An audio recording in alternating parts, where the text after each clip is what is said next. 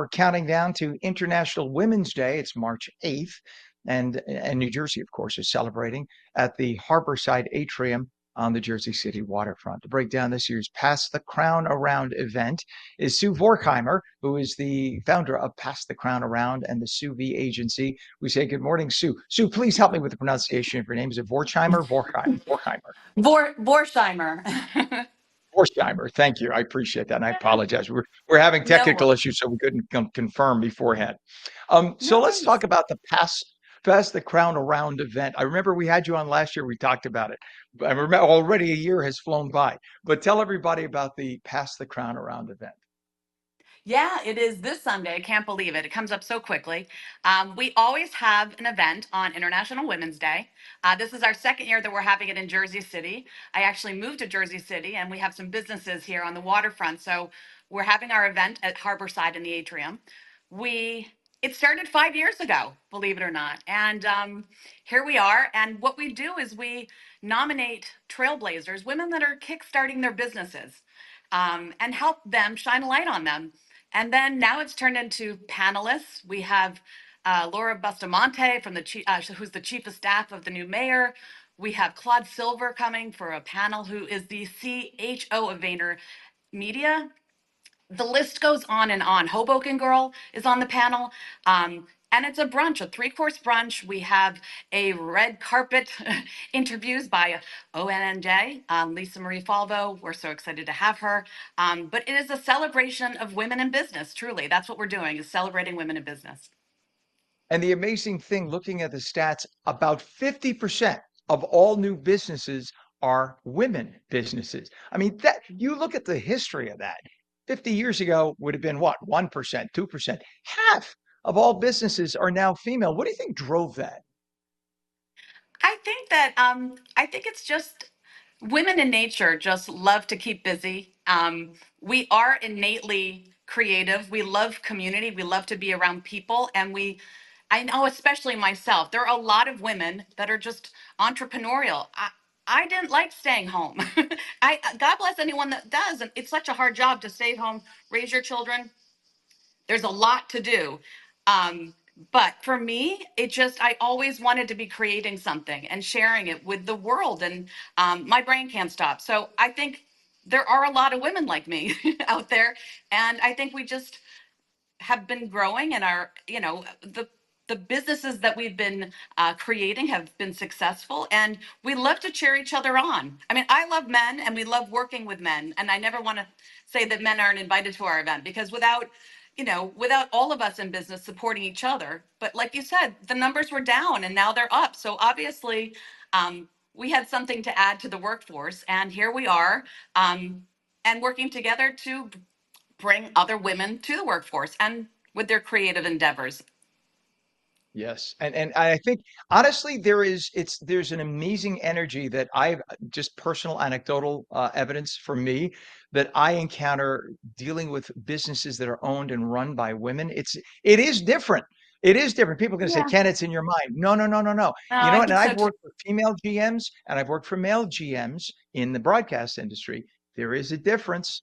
And there is an amazing attention to detail with women GMs that you don't necessarily see with male GMs. Just my observation in my handful of maybe a dozen broadcasting stations that I've worked for. Now, this year's theme is Mhm. rewired. How does it focus on the emotional intelligence as women's superpower, and what's new with the event this year? Yeah, every year I like to choose a new word. This year is rewired, and I think you hit it on the head. What I'm trying to say is that we do have this superpower. I think women have this natural um, way of connecting with people and having that sense of wanting to get to know people on a deeper level, and those type of superpowers I think we need to reconnect with and embrace them. It's what equals out the workforce, in terms of when you have a leadership team and there are women and men on it. The women will probably see a lot different things than the men will. And I know with me, I just, the way I like to lead is to get to know each individual, and understand how I can bring them, out to life, and bring the best out of them and put them in roles that are maybe more innately for them. And I think that's our superpower. I think we need to just plug back into that and not be afraid of it. So why should women attend? If you were to meet a woman on the street right now and she'd say, why should I go to this? What would the reasons be? And I'm sure you have a big list of them.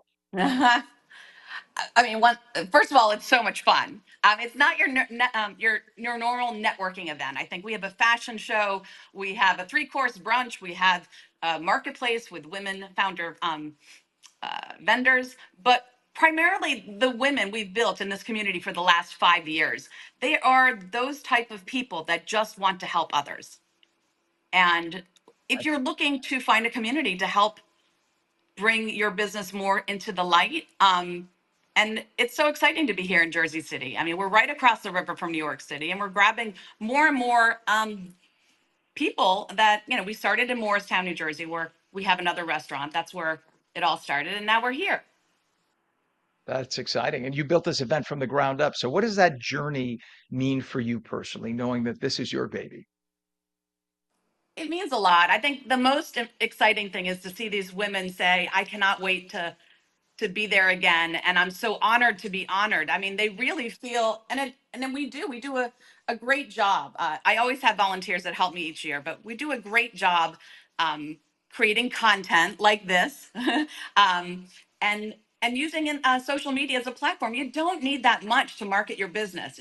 You can be creative, and I think I teach people a little bit of how my my special skills of trying to showcase my business and other people's business in ways that doesn't cost a lot of money.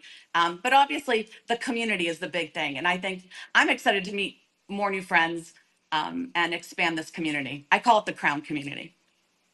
Yes, really. And I think a lot of people don't realize, talking about how to get the word out, there are so many streaming platforms. Yes, you can do it on social media, but it's sort of a shot in the dark.